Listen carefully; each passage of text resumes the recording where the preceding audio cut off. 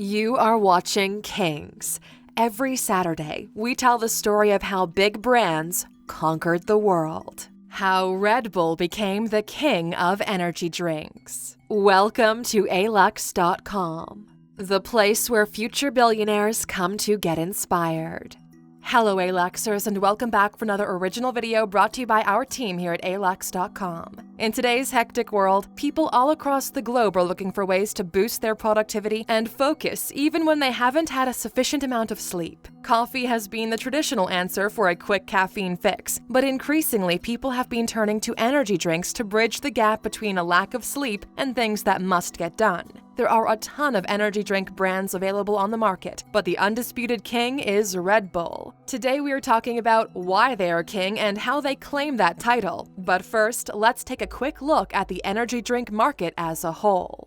The big picture.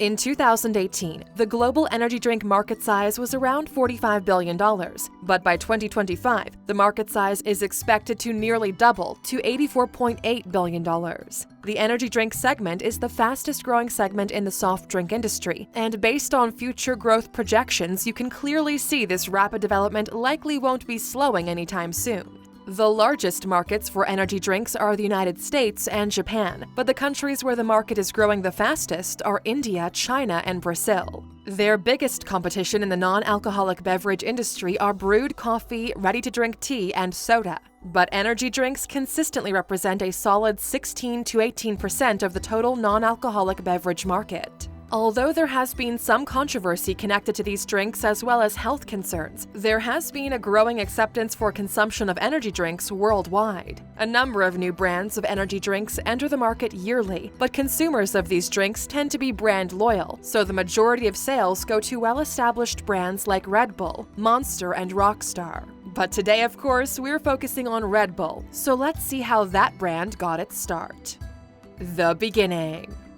The original Red Bull recipe was created by Thai businessman Chaleo Uvidya. Chaleo had started his own pharmaceutical company in Thailand, and the drink he created was intended to be a tonic to keep truck drivers and factory workers alert during long shifts. He sold the unique combination of caffeine, taurine, water, sugar, and B vitamins as a drink called Krating Dang, which is Thai for Red Bull. The drink was first marketed in 1976, when Chaleo was 53. In 1982, an Austrian entrepreneur named Dietrich Mateschitz discovered the drink while on a sales trip in Asia. He was amazed by it because it seemed to magically cure his jet lag. He tracked down the creator and they entered into an official business partnership in 1984. The two worked together to create a formula of the drink that would be more palatable for Westerners. Chaleo was the primary one in charge of the formula, while Dietrich focused more on the marketing side. They each contributed $500,000 toward the business and split the ownership of Red Bull, with each owning 49% of the company.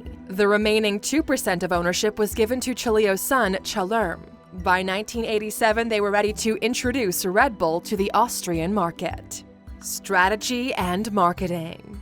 When Chaleo first introduced the drink, it was geared toward blue-collar workers, but Dietrich had a different marketing strategy. At first, he wanted Red Bull to be a more upscale drink. He started by targeting Austrian ski resorts, offering the drink at a higher price point with the promise it would be able to increase focus and stamina. Later, when the US market was targeted, Red Bull was marketed as a lifestyle brand. The company aligned with extreme sports like skydiving, paragliding, motocross, BMX, and snowboarding. Guerrilla marketing techniques were also used. For example, Red Bull Girls handing out free drinks to college students at campuses across the US. In 1997, the company began advertising using the slogan, "Red Bull gives you wings." The brand cultivated a cool, edgy image, partially by partnering with and acquiring a number of sports teams. They also hold numerous unique events like the Cliff Diving World Series, the Drifting World Championship, motorcycle Grand Prix races, and the famous Red Bull Flugtag, where competitors attempt to make homemade, human-powered machines fly after being launched over a body of water.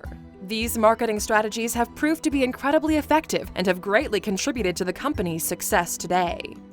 Global expansion. In 1992, after a successful launch in Austria, the product was first offered in Hungary and Slovenia. 2 years later, the company had a huge boost in sales when they expanded to Germany and the UK. This paved the way for a product rollout in the United States in 1997, followed by an expansion into more European markets. Finally, the Middle Eastern and Asian markets were targeted in 2000.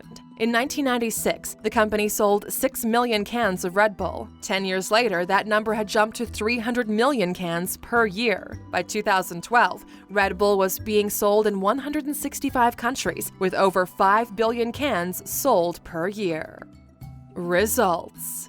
Since the founding of the company in 1987, Red Bull has sold over 75 billion cans of its famous energy drink. Red Bull is now sold in 171 countries with 19 different varieties, including peach, lime, pear, orange, and kiwi. In 2018, 6.8 billion cans were sold worldwide, an 8% increase from the year before. Red Bull leads sales figures for energy drinks in India, which is the fastest-growing market worldwide, with a 30% increase in sales in 2018.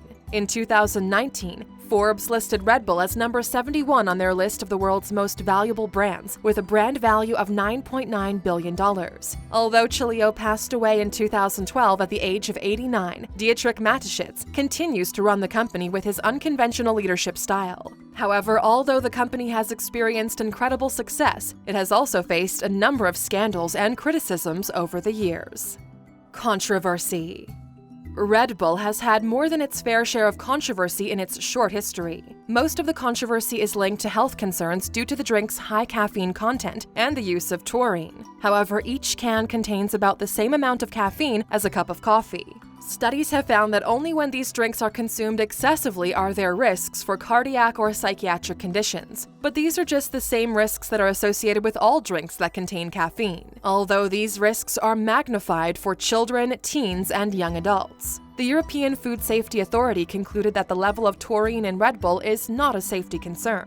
Nevertheless, over 20,000 energy drink-related emergency room visits occur every year in the United States alone. In the year 2000, an 18-year-old man in Ireland named Ross Cooney passed away after drinking 4 cans of Red Bull prior to playing a basketball game. This led to Red Bull failing to gain market approval in France, although it was never proven that Red Bull was responsible for the death. This ban was eventually overturned by the European Court of Justice in 2004 after no definitive health risk could be determined. Norway also banned Red Bull for a time, and the UK investigated the drink as well. But today, all member states of the European Union allow sales of the drink. Some of the difficulties they've had to overcome dealing with the stigma connected with energy drinks and the valid health concerns connected with caffeine may explain why they are now exploring an entirely different market. The future. In order to reach out to a more health-minded market and capitalize on the growing popularity of organic food and beverages, Red Bull has dedicated some of its immense resources to developing a range of 4 organic sodas. These are marketed with the tagline, "Boldly Sophisticated." The flavors they've developed so far are simply cola, bitter lemon, ginger, and tonic water. With the exception of the Simply Cola option, these premium organic sodas are made without caffeine and instead offer natural ingredients with no additives or artificial ingredients. Although Red Bull has no plan to abandon their traditional recipes, these organic sodas reach a target market that previously went untapped with the Red Bull lineup. The company stresses that these are not energy drinks. There was actually a limited launch of the drinks in the United States in 2018, and in the future, Red Bull plans on expanding organic sales globally. Closing. Red Bull is not only the leader in the energy drink market, but also the founder of the entire segment. Its innovative product and unconventional marketing paved the way for numerous competitors who are trying to grab a share of that market. But Red Bull is king because no other competitor even comes close to their success. Because they were first on the scene, and energy drink consumers have proven to be incredibly loyal, they retain the highest number of consistent consumers. In their biggest market in the US, Classic Red Bull claimed 24.9% of all energy drink sales through August 2019, with $2.89 billion in sales. Their closest competitor is Monster Energy, with 15.1% of sales. Worldwide, Red Bull claims about 43% of the global market, while Monster claims about 36%. It doesn't look like Red Bull's getting dethroned anytime soon. Question.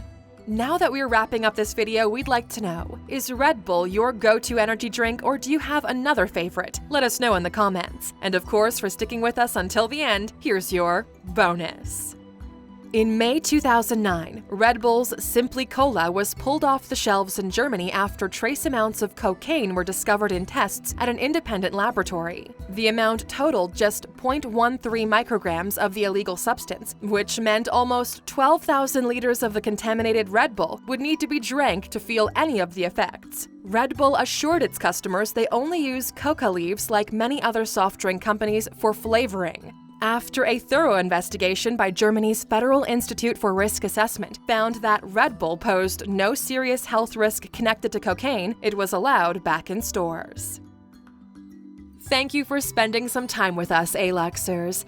Make sure to subscribe so you never miss another video. We also handpicked these videos for you to watch next.